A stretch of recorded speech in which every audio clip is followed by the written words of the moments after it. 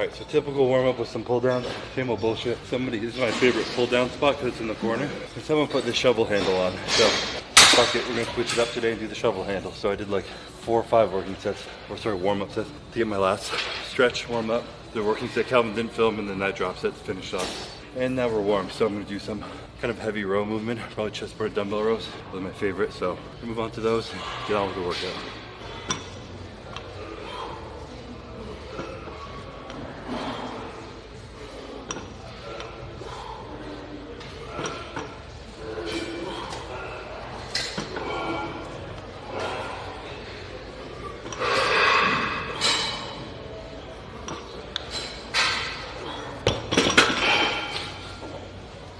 One of those things where it's hard to breathe with your chest on the pad, so it forces you to practice proper breathing techniques. You should do this every exercise, but you're forced to on here. Something I'm trying to get better is every rep breathing the same consistency. Because my chest is getting squished by the pad, I like to blow it on the way down. Deep exhale at the bottom, holding the dumbbell there for a second. When I have the air in me, the oxygen, I feel like I'm power. Rip it up, let the air out, suck it in, repeat, and like a rhythm of that, so you're in the same breath every time, not holding your breath. Remember to breathe, makes you stronger. I'm just out of shape, so I'm out of breath regardless.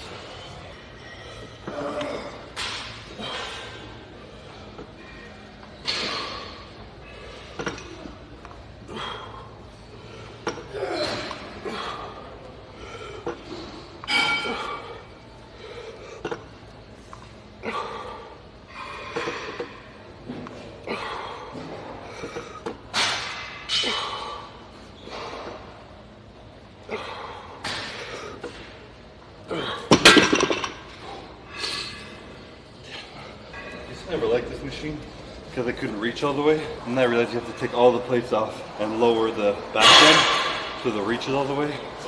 But these one-arm rows where you can actually get a full stretch are beautiful. They're way better than a dumbbell row from the floor. You just get a much better stretch and contraction. So, living the dream. But a little tip on these, the same arm that you're doing, keep that foot planted forward. A lot of people will put that foot back and that arm forward, and you're opening up your hips, and then you're rotating your body and your core is moving the weight. But if you keep your foot forward, your hips are forced to stay forward, and you have to pull from your lat rather than your core. So, keep it in your back. No one wants a thick, big boy waist. Oh my God, this is totally heavy.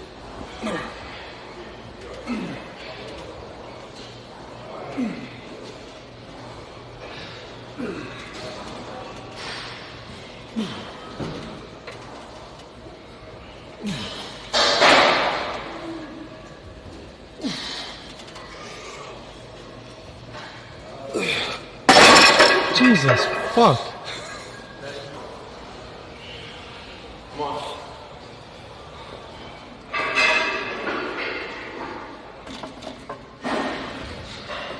Come on.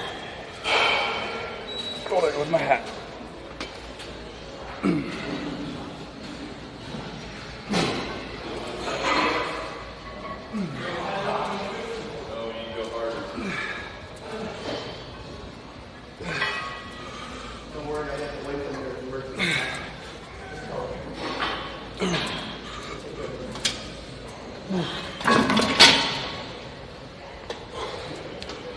The machine, because of the weights, when they go up, they get like exponentially heavier.